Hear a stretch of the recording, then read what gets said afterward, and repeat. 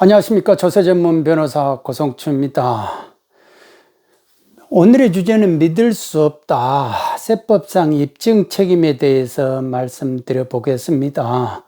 공무원의 가장 큰 특권은 뭐냐 하면은 믿을 수 없다라고 이렇게만 말을 하면은 거의 대부분 된다라는 겁니다. 나머지는 납세자가 자기가 입증을 해야 되는 거예요. 과세 요건 사실은 과세 관청이 입증을 해야 되는 게 맞습니다. 그런데 그거를 될 수 있으면 과세 관청이 입증을 책임을 전가를 전환을 시켜버리려고 그런 거예요. 편하게 일을 하기 위해서, 과세하기 위해서. 그러다 보니까 가령 이렇게 회사가 있어요. 회사가 있고 이게 이제 직원이네, 임직원이 있잖아요. 이게 이제 뭐 일을 하다 보면 특허권이 있고 저작권이 있을 거 아닙니까? 이런 게 있어요. 그러면 직무발명 뭐 보상금이라든지 이런 걸 해가지고 이 임직원이 가진 거를 이 회사에다가 이렇게 양도를 하죠. 양도를 하면은 이거에 대해서 이제 대가를 줘요. 대가를 주는데 이 부분에 대해서 대부분의 경우 특허권 이런 저작권 있잖아요. 대부분 믿을 수 없다 이렇게 해버려요. 왜냐하면 임직원 너희들 것이 아니다. 이거 회사 것이다 이거예요. 너희들 개인이 이거를 발명을 할 수 없다라고 믿을 수 없다. 그러니까 무슨 소리 하고 있습니까? 내가 이거를 명의를 이렇게 해가지고 내가 직물 발명을 했고 이렇게 개인의 창작을 해가지고 진짜 내가 남아가지고 퇴근 이후에 이렇게 해가지고 나 진짜 부가가치 창출하면서 또 머리 이렇게 잔에 운에 써가면서 진짜 내가 진짜로 창작을 했다. 단순하게 뭐 한 게 아니고 진짜 내가 이렇게 창작을 해가지고 새로운 부가가치를 창출하려고 이렇게 했다. 그래서 발명이 된 거 아니냐. 등록을 내 개인 명의로 했는데 왜 이거를 안 들어주느냐. 그러니까 일단 네가 했다는 거에 대해서 믿을 수 없어. 그러면은 뭐 내놔봐. 그러면은 이거를 내놓고 뭐 이거 내가 지금까지 직무 발명 일지라든지 특허 발명 일지 이렇게 내놓으면 이거는 너는 문과생이잖아. 문과생이 무슨 이과에 이런 발명을 하냐. 그거는 인정할 수 없다.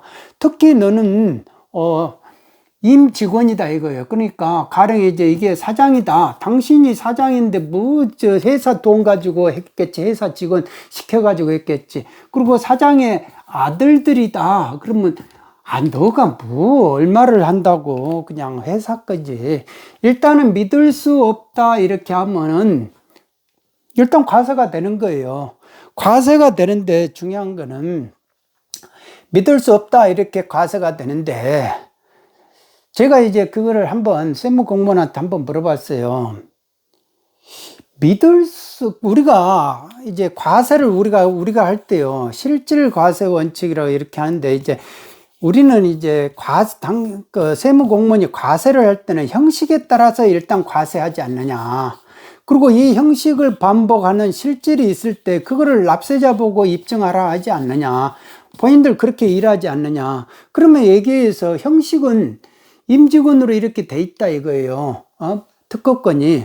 그러면 형식이 이렇게 돼 있으면 이 형식을 번복하는 실질을 누가 입증을 해야 되냐? 처분청이 입증해야 되지 않느냐? 처분청이 이 실질이라는 거를 처분청이 입증해야 되는데 본인이 그러면은 이거를 형식을 깨부술수 번복할 수 있는 증거 자료 같은 거, 입증 자료가 있냐? 그 말을 해봐라. 그러면은 말을 안 해요. 그러니까 결론은 믿을 수 없다는 거 아니냐? 회사가 제출한 자료를 믿을 수 없다라는 걸로 근거를 한 거 아니냐. 과세 근거로 한 거 아니냐. 그러니까 믿을 수 없다가 과세 근거다라는 겁니다. 믿을 수 없다가.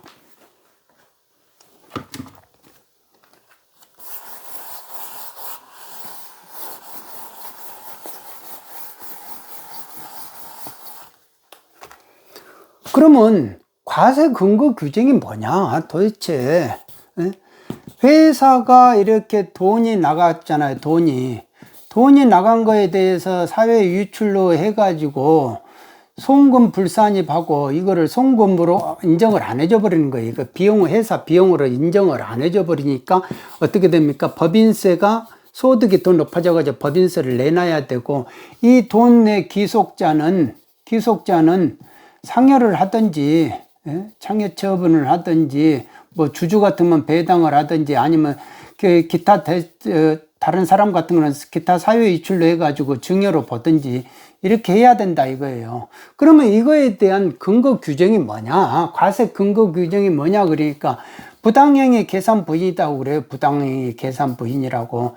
이 부당행위 계산 부인이라는 말은 뭐냐면은 행위가 있었는데 그 행위 계산을 우리가 다시 계산하겠다 이거예요. 그러니까 한마디로 말해서 이거를 준 거를 우리는 부인을 하고 이런 식으로 해버리겠다 이거예요. 그러면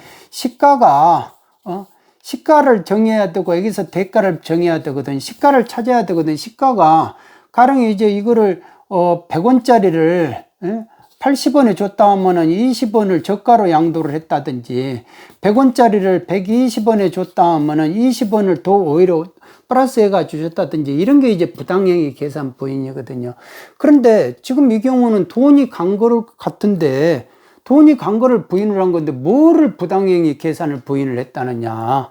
그러면 이 발명품이 이 귀속자 이것이 아니고 회사 거라고 했으면 회사가 자기가 자기 거를 산 거 아니에요. 자기가 자기 거를 샀는데 무슨 놈의 부당행위 계산 부인할 게 뭐가 있냐 이거예요. 누구하고 상대방하고 거래를 했어야 그거를 뭐 부당행위 계산 부인을 할 수 있는데, 자기가 자기 거 샀는데 그걸 가지고 무슨 부당행위 계산 부인을 걸었냐 라고 했을 때, 이거에 대해서 판단을 해봐야 된다 라고 했을 때는 꿀먹은 벙어리죠. 그러니까 차라리 내가 내 건데 마치 내가 임직원으로부터 산 걸로 했다 하면 그거 가공행위 아니에요. 가공 매입이다 이거예요. 가공행위로 해가지고 부인을 하고 이 돈 나간 거에 대해서 상해 처분을 하든지 소득 처분을 하면 된다 이거죠. 그러면 이거에 대해서 정확하게 이거는 법리니까 과세 근거 규정이 몇 조냐, 그게 엄청나게 중요한 거예요. 그러니까 과세 근거 규정을 잘못 적으면 그거는 위법한 과세 처분이 된다라는 겁니다. 일단은. 그런데 그리고 부당행위 계산 부인을 하려면은 막 이게 행위 유형이 1호부터 2호부터 3호, 4호, 5호, 6호, 7호, 8호, 11호, 9호까지 이렇게 계속 돼 있단 말입니다. 그러면 도대체 몇 호에 해당되는 행위냐? 그리고 또 여기에서 경제적 합리성이 있느냐 없느냐 막 이런 거 요건을 계속 따져 나가야 되는 거예요. 그런데 일단은 모든 것이 믿을 수 없다 이렇게 해가지고 회사 것이 맞네 이렇게 하는 순간에 모든 것은 다 과세처분이 정당하다 이렇게 돼버리는 거예요. 그러니까 특허권을 회사에다가 양도를 해가지고 그 대가를 받는다 라고 하면은 지금 이 현재 세정 현실에서는 거의 다 부인을 당한다 라는 겁니다. 그런데 과세 근거 규정 부당행위로 계산 부인을 한다. 나는 그러니까 저는 이게 이해가 안 되는 거예요. 이해가. 부당행위 계산, 왜 부당행위 계산 부인이 돼야 되는지. 그러니까 이런 전반적인 거에 대해서 이제 불복을 하면 걸러줘야 되는데, 그냥 이런 걸로 해가지고 임직원이 특허권 양도해가지고 회사로부터 돈 빼먹어가지고 이제 임직원, 그러니까 사장이나 그 아들들이 이렇게 두고두고 이제 이게 소득을 그래가지고 회사 돈을 빼가지고 이제 두고두고 이제 소득을 누린다 이거예요. 그러니까 그게 고깝다라는 식으로 대부분 부인을 해버린다, 부정을 해버린다 이겁니다. 그러더라도 믿을 수 없다는 그걸로 하면 안 되고, 뭐 때문에 그렇게 되는지. 그러니까 입증 책임은 세무 공무원한테 당신이 그거를 믿을 수 없는 근거를, 믿을 수 없다 하지 말고 믿을 수 없게끔 결론이 난 근거가 뭐냐, 당신이 근거 자료를 내놔봐라 먼저, 이렇게 말을 해야 되는 거죠. 근데 대부분 이제 믿을 수 없다 이렇게 해버리면 알아서 불복하세요, 이제 억울하면 불복하세요 이렇게 하거든요. 그러면 이제 공무원이 결국은 가제편이거든요.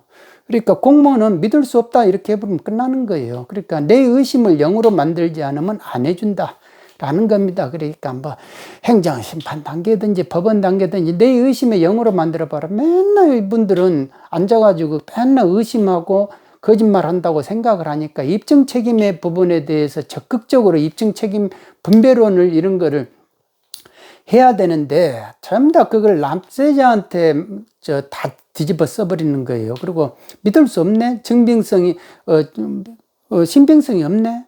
그리고 증거 부족하네. 뭐 이 말만 하면 되는 거예요. 그래서 저는 확실히 공무원은 공무원으로서 끝난다. 그 사고방식이라는 거 공무원의 틀을 벗어나서 뭐를 하기는 쉽지가 않다라는 겁니다. 그래서 공무원은 밖에 나오면은 일상 공무원의 틀을 벗어나야 된다. 이거 공무원의 틀을 벗어나서 사고를 다시 이제 원점에서 세팅하는 거는 시간이 걸린다라는 겁니다. 그래서 고위 공무원은 있잖아요. 뭐든지 한 직급 올라가는 존재거든요. 한 직급 올라가죠. 그래서 계속 고위직으로 올라가잖아요. 고위직으로 올라가는 순간에 이제 나중에는 다 올라가가지고 더 이상 못 올라가면은 나와야 되잖아요. 그런데 그 세상 밖으로 나오는 걸 그렇게 두려워한다 이겁니다. 그러니까 믿을 수 없다는 그 사고방식을 가지고 세상에 나오면은 어렵죠. 상당히 진짜 적응하기가 쉽지가 않죠. 그래서 고위 공무원 출신들은 뭐든지 세상에 나오면은 검증하는, 적응하는 기간이 꼭 필요하다. 그때 그 사람의 평소에 공무원 시절에 믿을 수 없다라는 이런 식으로 사건을 보고 위에서 이렇게 마치 위에서 이렇게 내려다보는 식으로 그런 식으로 했는지, 아니면 자기가 그야말로 사건 속에 들어가 가지고 진짜 이거를 내가 억울하다고 하면 내가 억울한 그 사람의 이야기를 들어보려 하고, 또 내가 스스로 억울한 사람을 안 만들려고 얼마나 내가 마음을 졸이면서 이렇게 진짜 내 일처럼 했는지 그게 드러난다 이겁니다.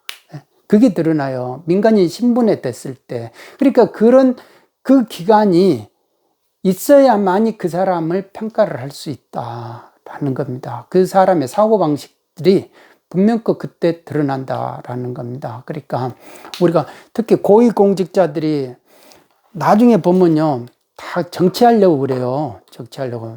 좀 더 야심이 있는 사람, 한 직급 더 올라가가지고 더 올라갈 데 없는 사람은 정치하려고 그런다 이거예요.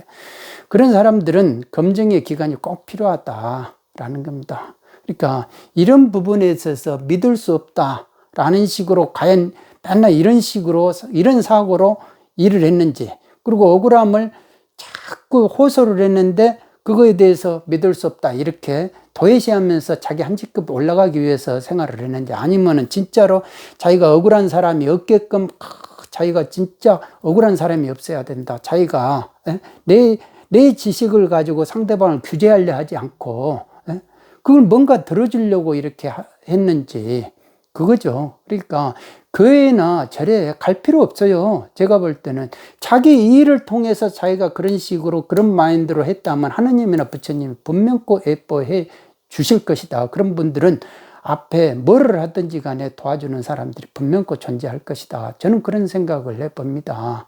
그런데 그렇지 않고 자꾸 자기 자신을 이미지 메이킹 해가지고 뭐를 하겠다, 막 구제를 하겠다, 이제 와서 구제하겠다, 너 이제 와서 뭐를 하겠다, 그런 거는 다 검증이 될 것이다. 저는 그런 생각을 해봅니다. 오늘은 여기까지 하겠습니다. 여러분 모두 건강하시기 바랍니다. 감사합니다.